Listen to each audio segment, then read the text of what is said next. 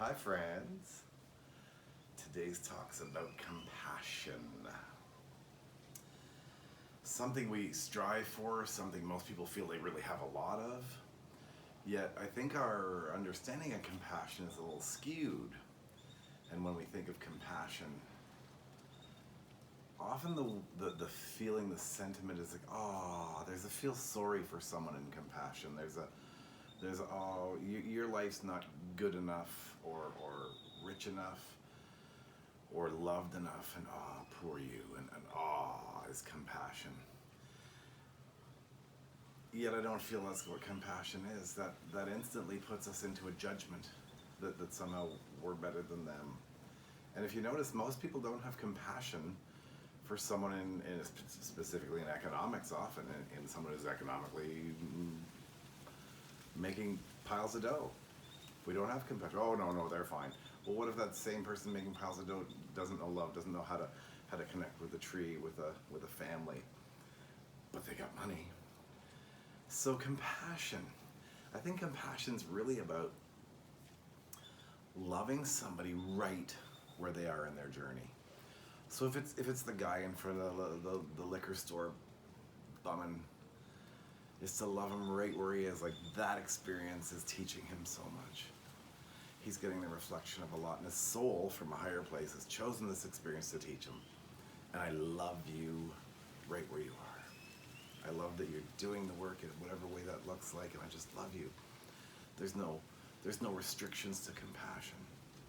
Some of the Eastern philosophy, religion, spiritual ventures talk about compassion at as high a level as love. That is your human spiritual goal, is to hold the highest amount of compassion and love. Yet if we can only have compassion for someone who's less fortunate, we're always in judgment. And if we're always in judgment, we're always in separation. And something in your heart knows that if you're in separation, it's not in truth, because we are one. We forget it all over the place, and we don't act like it often, but we are, and we know this.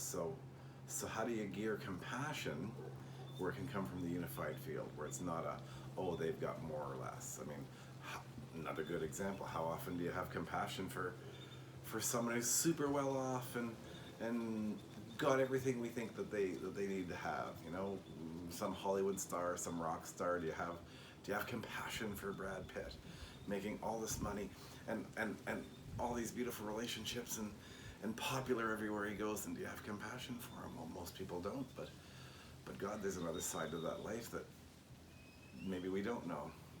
And either way, if it was all as perfect as we thought it was, how could you not have compassion for that too?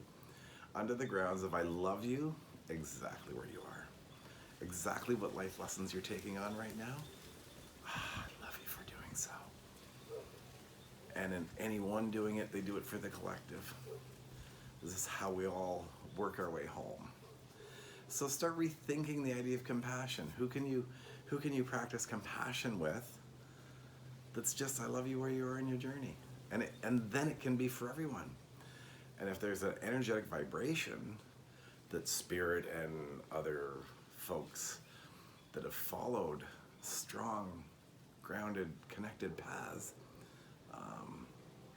it would have to be for everybody. You can't just have love for only those that are less fortunate than me, and I'll only have compassion for less fortunate than me. You're in separation again. You're missing half the planet. How do you love them? How do you have that amount of compassion? So this is the idea of compassion, and a little bit of switch in how we look at it.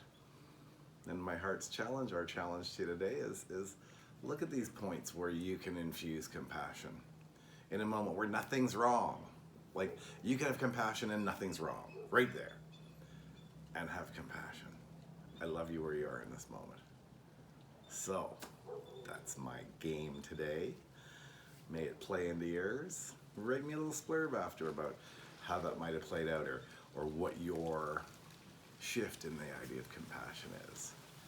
So, we love you lots. Take a look at the Pelicanos. Take a look at Belize.